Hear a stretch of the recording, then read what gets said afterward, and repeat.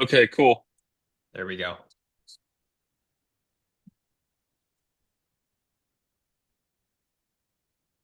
Um,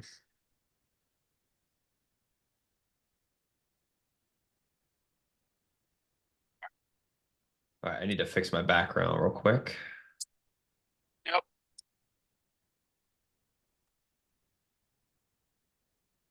Everybody, we'll get started here in just a minute.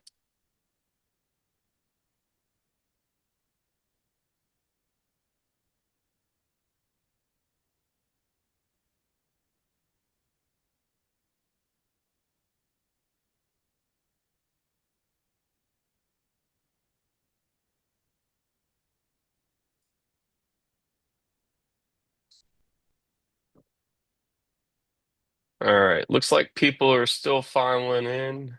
I'm gonna share my screen here in a second.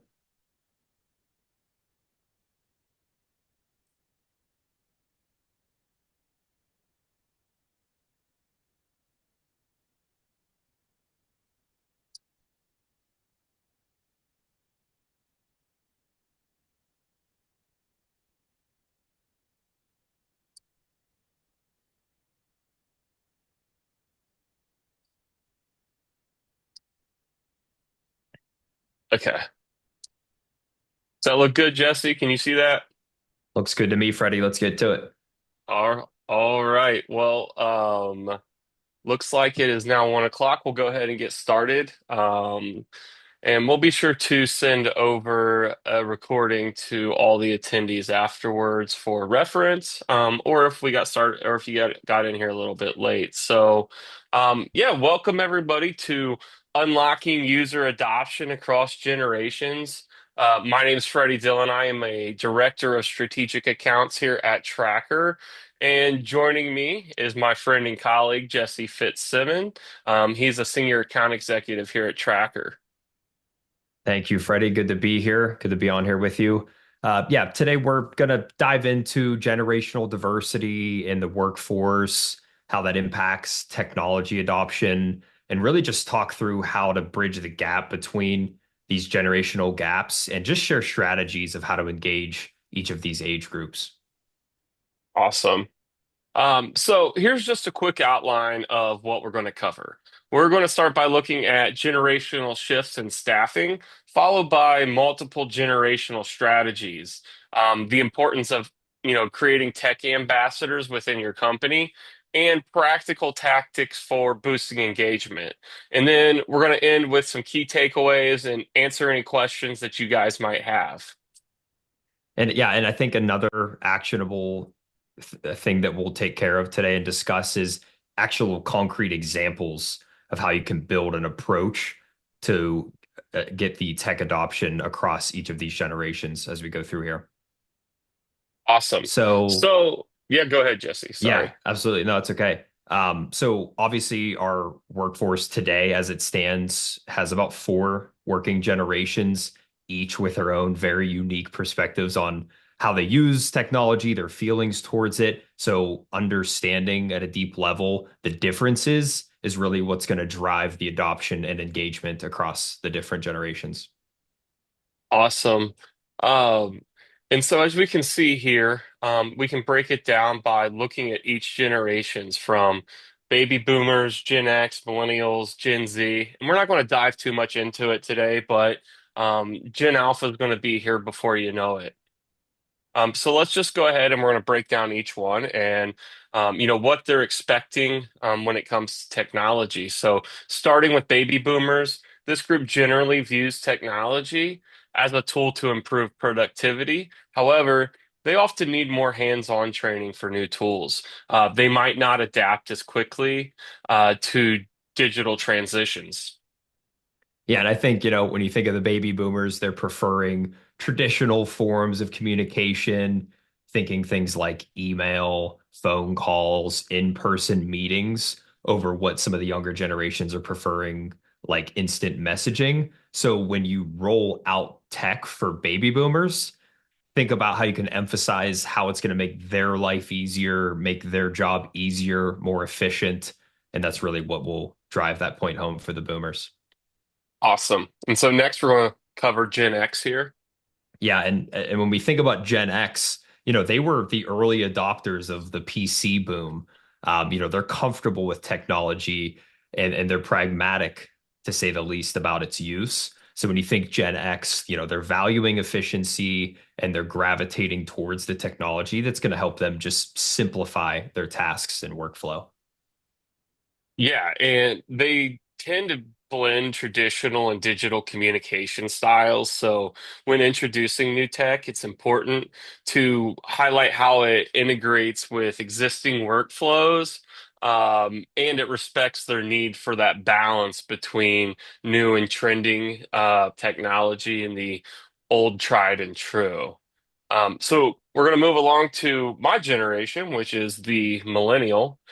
So we grew up with the internet, and we are kind of that first generation that's really highly adaptable to new technology. As growing up, it was constantly evolving and changing. So we like to prioritize convenience and flexibility, and we prefer platforms that support collaboration. So think of things like Slack or Microsoft Teams.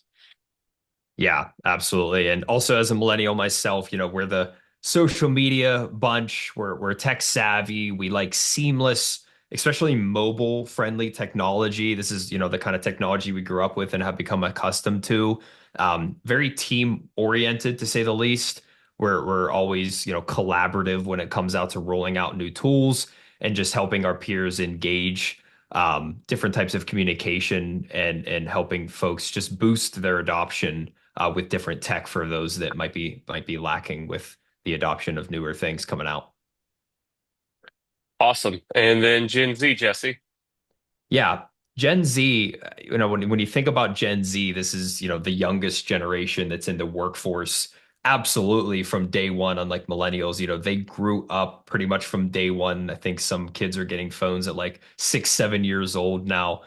They expect that technology to be fast, seamless, optimized. Typically, it helps if it's very visually appealing, and also known to adopt to new technologies very quickly. Yeah, absolutely. And they really favor personalization, and they really expect technology that can adapt to them as kind of the other way around. So they're eager to try that new technology, but they're also fast to dismiss it if it's not, the here and now. So tapping into that curiosity and ensuring mobile compatibility, because to Jesse's point, this is the generation that from the time they were children, they grew up with smartphones. So tapping into that mobile compatibility is really a key to getting them on board. So, what works? These are going to be the strategies we're about to discuss. So, collecting feedback, cultivating tech ambassadors, and implementing generational rollouts. These are all designed to address the unique needs of each generation. Yeah, and you really do have to take a tailored approach to each of the generations if the goal ultimately is to boost adoption across the age groups. You want to make sure that everyone feels included, engaged with the technology, confident in what they're doing with the new tech.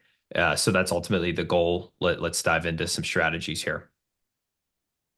Yeah, so a little bit more about collecting feedback. And sorry for that duplicate slide there, but collecting feedback is going to be crucial for understanding user experiences. So regular surveys, focus groups, and any anonymous feedback channels that you can create that allow your team members to share insights without, fear of being judged are all great ways to collect feedback. Yeah, Freddie, and I would say in addition to that, direct check-ins by managers, ambassadors that are, joining that front and helping the managers with the adoption, really there to provide additional context, especially whenever some of that feedback needs elaborating on. I think that, taking a multi-method approach ensures that you're covering all of the generations and their preferred styles of communication, if you will. Awesome. And so that moves on to kind of the next category, which is creating tech ambassadors. So, tech ambassadors, what are they? So they're going to be internal champions at your company who promote technology and support their peers. So these are going to be people that you feel are kind of tech savvy and forward thinking.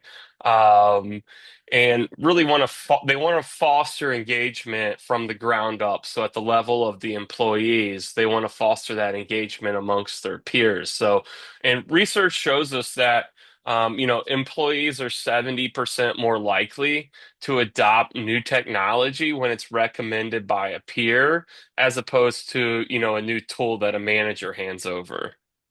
Yeah, no one wants to feel like they're getting forced to use technology. So when it can be approached from a peer that is maybe taking on that role as an ambassador, they can come across, that much more relatable, ideally, but it doesn't have to be. It is someone that's coming from a similar background or at least same department. And that just really helps, honestly, create a more comfortable learning environment for that new tech. And as you'll hear more throughout this, these ambassadors play a critical role in helping kind of bridge the gap between the generation and adopting that new tech.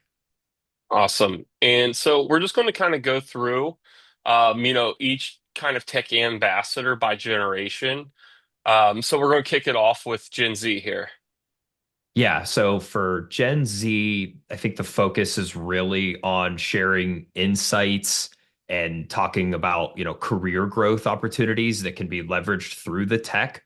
The Gen Z ambassadors are digital natives, as we discussed before, that can really break down how the technology is used in relatable ways.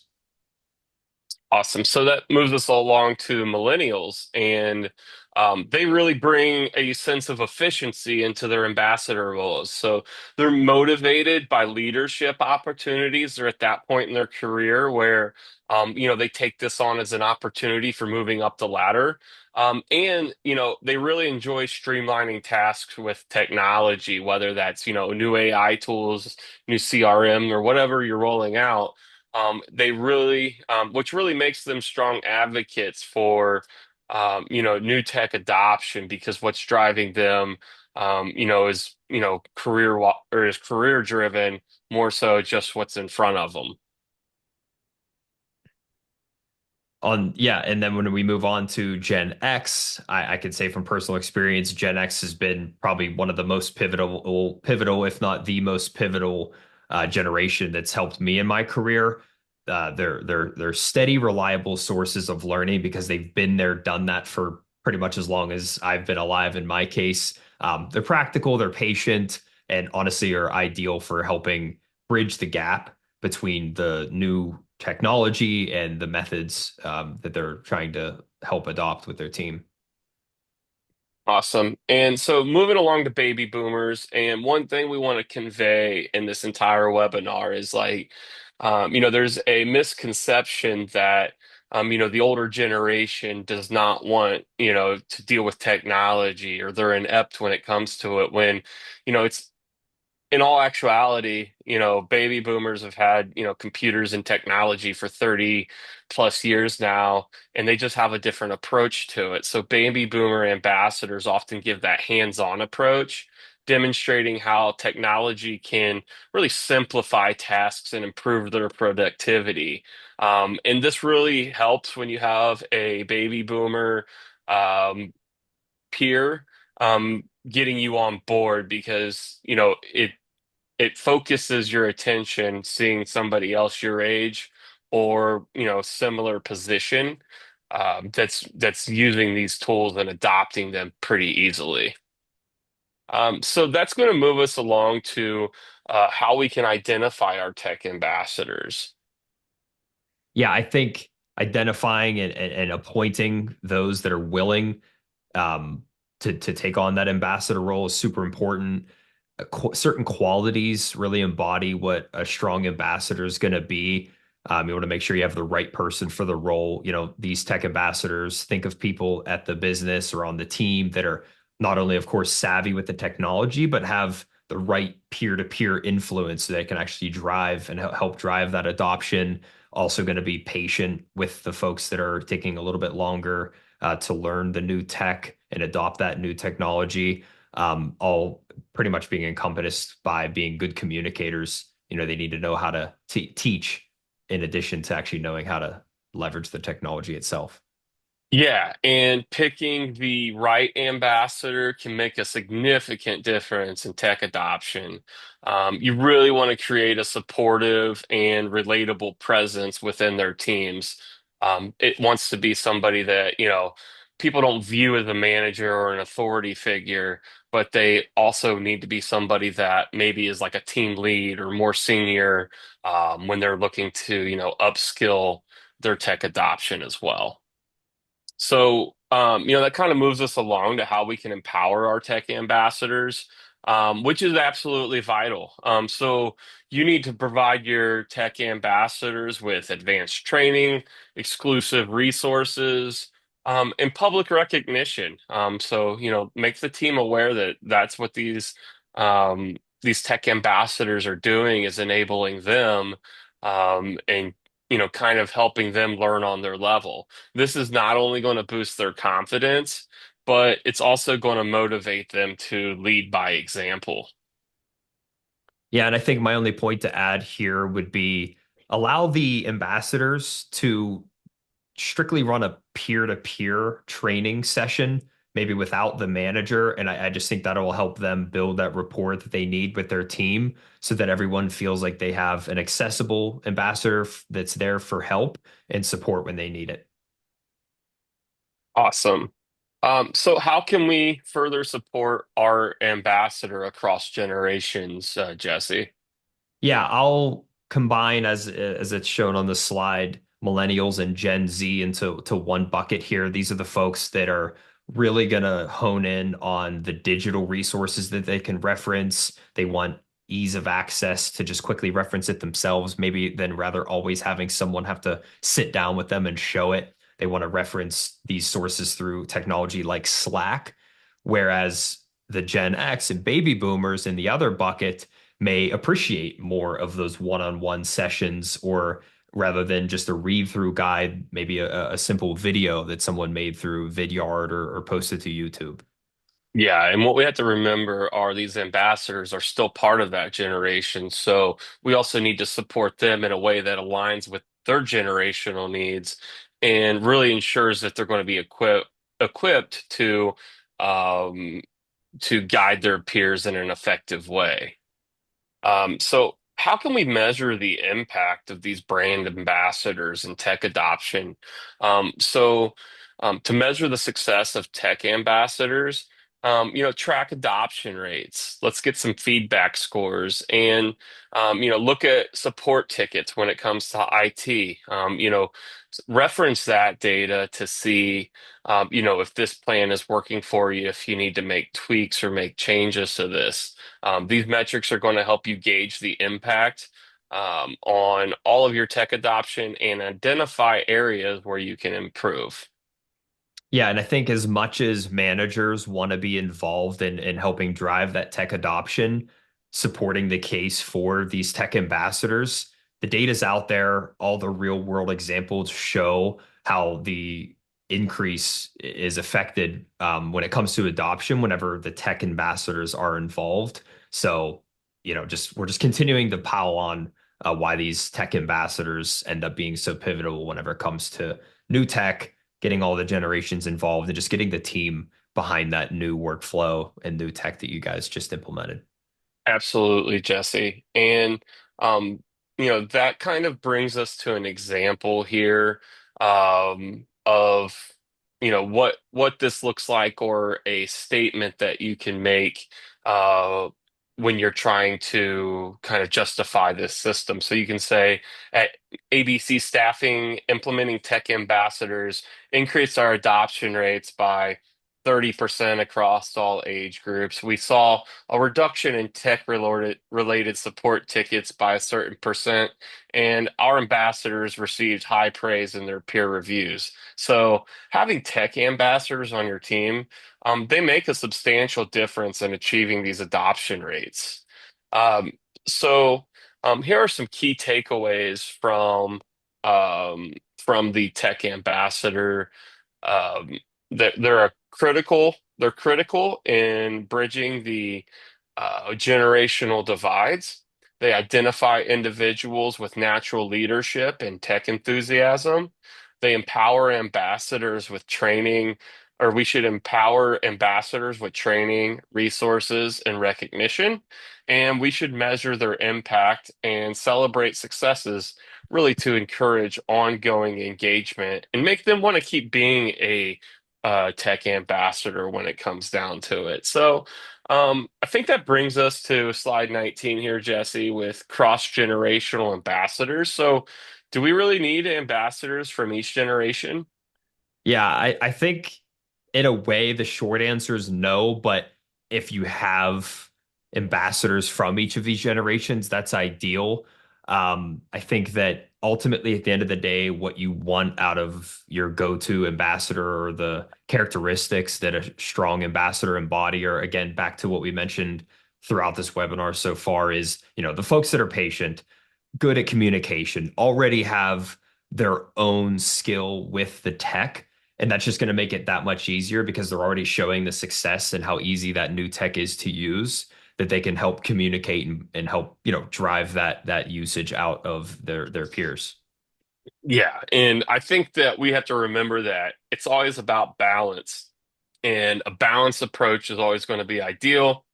Because while representation really can help, a skilled and empathetic ambassador can really bridge generational gaps across the board. So to Jesse's point, it's not 100% necessary, but it is ideal. And it doesn't necessarily have to be those hard generational lines, but just somebody that's in a similar age category. I know, me and Jesse are both millennials, but he's closer to the Gen Z side of millennial, and I'm closer to the Gen X side of millennial. And, I feel like we would both be able to easily communicate with those other generations as well. Yeah, absolutely. Um, so we're going to talk about laying the groundwork and rolling this out. So a structured internal marketing plan is absolutely key. So setting clear objectives, segmenting your audience by generation, and using a multi-channeled communication plan. Studies show that tailored rollouts see 35% higher engagement rates from your team. Yeah, I think at the end of the day, like a lot of things, everyone's got their own preferred style of learning. I think at the end of the day, using a combination of emails, text documents, forums, videos, and just putting them all in one collaborative resource for everyone to access at their own need, in addition to that one-on-one peer-to-peer learning that might be happening, is just going to be a driving difference at the end of the day. Absolutely. And here's a few key statistics. I'm not going to read them aloud, but we'll make sure to share the slides with everyone after this webinar for you guys to review. Um, so, setting those clear objectives, segmenting the audience by generation, and building a clear communication plan is, key here. So here are some practical tips for boosting engagement. And I'll let Jesse kick this one off.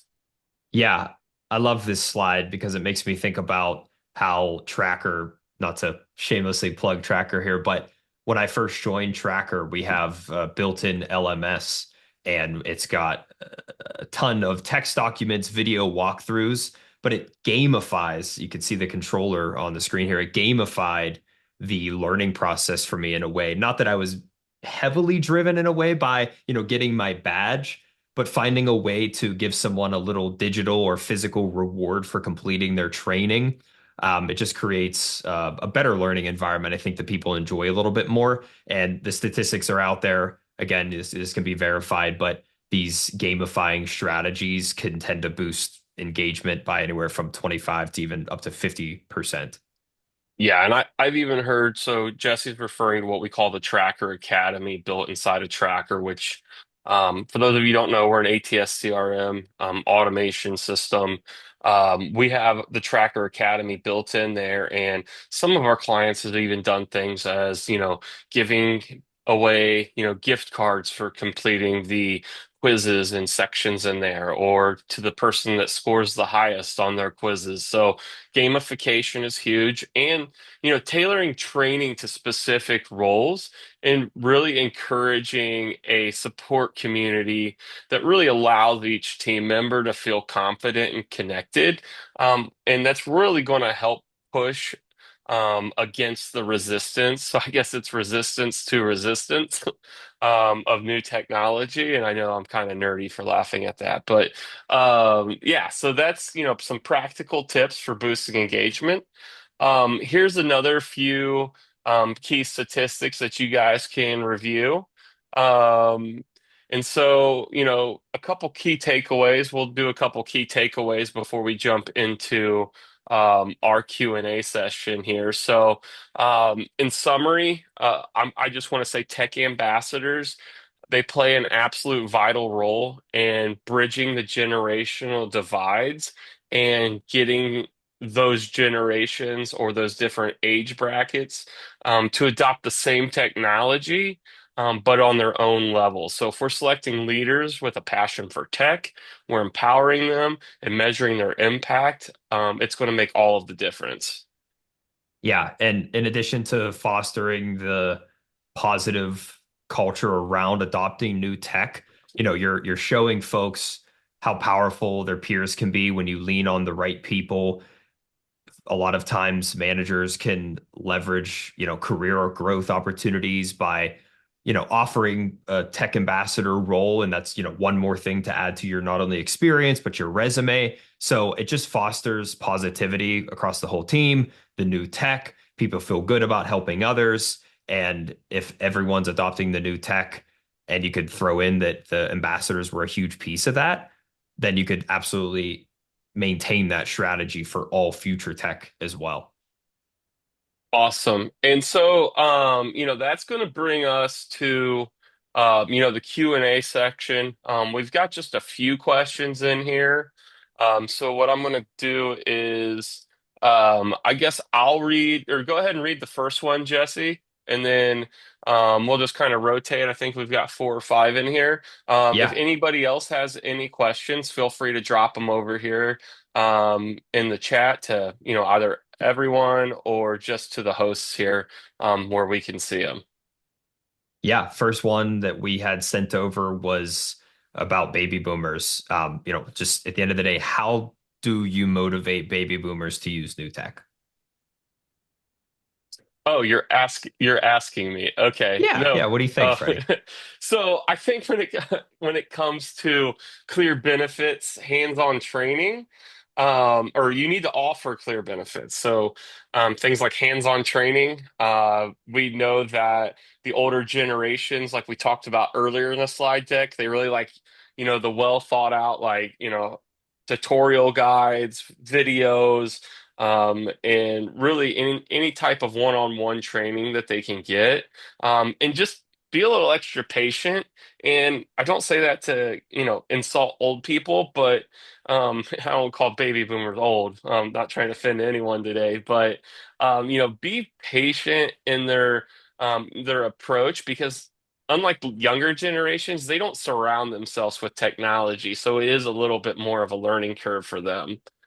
So I'll ask one for you here, Jesse. So, um, how do you get started? Or how did Tracker or how would you start building a tech ambassador program? Yeah, I think that like any good process, there needs to be a strategy behind it, a clear playbook of how you actually go about implementing a new program of any kind. But, specifically to the Tech Ambassador program, make sure that the right people are involved, people that want to help their team members and for the right reasons. Again, like we kind of said throughout the webinar, these are the folks that have the tech savvy aspect to them. They want to help, they're patient and can give a real thorough training to the folks that want to take the extra time to learn and continue to be there beyond just that one or two trainings in the beginning, to not only give additional support, but recognition for the folks that have made progress and really put the time in to improve. Awesome. Yeah. Um, We have cool. two or three more here. You want another one? Yeah, sure. Okay. So Gen Z, how can we encourage them to use maybe some of the more legacy technologies or softwares that might exist in their place of work already? Because it can't always be the new, brand new, shiny Sure. tech, right?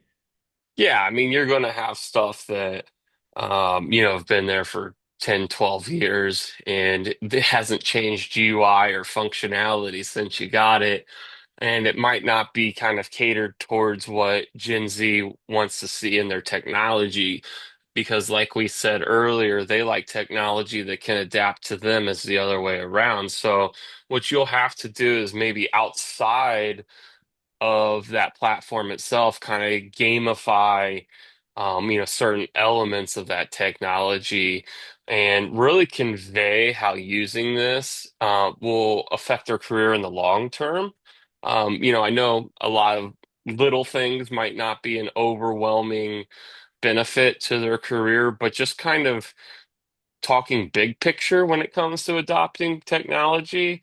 And if you can at all, try to offer mobile friendly versions if it's available.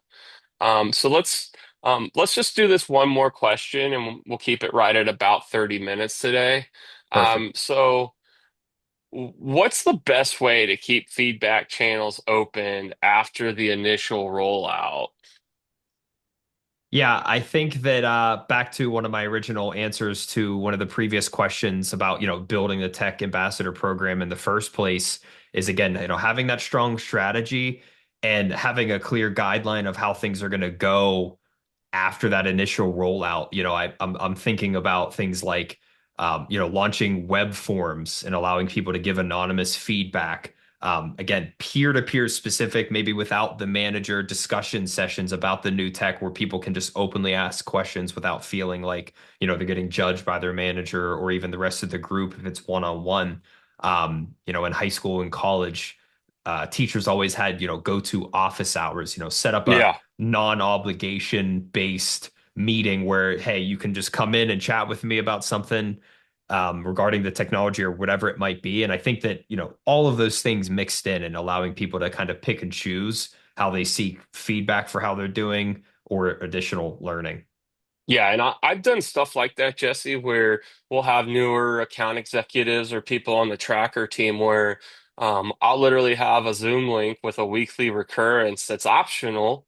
And if they have any questions, it's kind of like you said, like with college, like open office hours. I mean, if nobody jumps on, I can just sit there and I can just sit there and work on other stuff while I've got, Teams or Zoom open.